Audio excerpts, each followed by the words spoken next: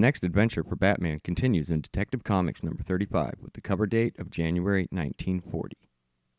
Bruce Wayne is chilling with his homie Commissioner Gordon talking about capturing the Batman when they're interrupted by a man named Weldon, who tells them he was approached by globe-trotting explorer Sheldon Lennox. Lennox asks Weldon if he would like to purchase something he found in India.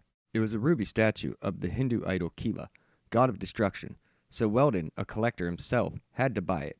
5 days later, Weldon receives a threatening letter from the followers of the Kila to return the statue or destruction will fall upon him. He got another letter stating destruction has already fallen upon Lennox. Gordon invites Bruce to go on the search for Lennox. They spot the culprits. The chase is on and the cult members stab and kill Lennox, throwing him off a cliff to the water below. Gordon heads back to the headquarters, and Bruce takes his leave. The next day, the story hits the papers and is noticed by some thugs named Joe and Mike. A man named Sin Fang also is interested in the story. Weeks later, Weldon feels he is safe from the cult, and the statue is under burglar-proof glass, and asks Gordon to call off his men.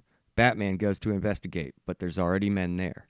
The burglars try to take the statue, and Batman proceeds to beat their asses, breaking one of their arms. And just then, 3 of the cult members come rushing in. One of the cult members hits Batman in the back of the head as they break the burglar-proof glass and make their getaway. The police show up and think Batman is the thief. He fights his way out and jumps to a chandelier. Batman crashes through a window and gets to the Oldsmobile, seeing the cult members making their getaway. He follows them to Sin Fang's Oriental Curios. He stakes the place out.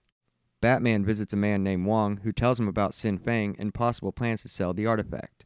So he makes his way to confront Sin Fang, who tells him he didn't know it was stolen and he will give it back as to not ruin his reputation.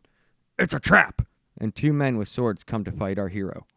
Batman engages the first attacker and kicks him into the other man's sword, killing him instantly, which brings the bat kill count up to 9.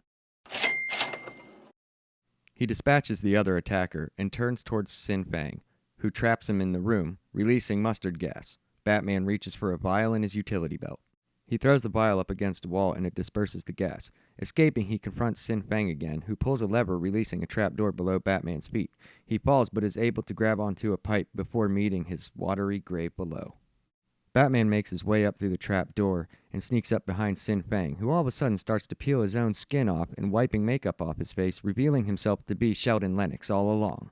Batman questions where the real Sin Fang is, and Sheldon admits to killing him over a money dispute, which is why he set the whole plan up. Sheldon pulls a gun and fires. Batman dodges and makes his move, punching him so hard he flies back through a window, falling to his death below, which brings our bat kill count up to 10. The next day at police headquarters, Commissioner Gordon tells Bruce that Batman has done it again, and he is making the police department look ever so foolish. Will Gordon ever catch the Batman?